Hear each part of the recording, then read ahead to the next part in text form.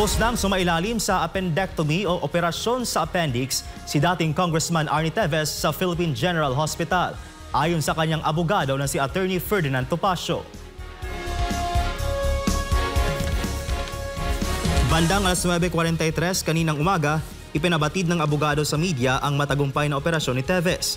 Matatandaang isinugod si Teves kahapon ng umaga, June 17, sa pinakamalapit na ospital sa Camp Bagong Diwa dahil sa pananakit ng tiyan.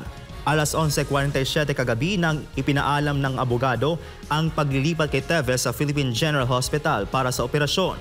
Una nang inirekomenda ng mga doktor na mailipat ito sa pribadong ospital sa St. Luke's Medical Center, pero ayon sa BJMP, kailangan muna ng court order para rito. Nanindigan ang BJMP sa kanilang protocol na sa isang government hospital lamang dapat dalhin si Teves.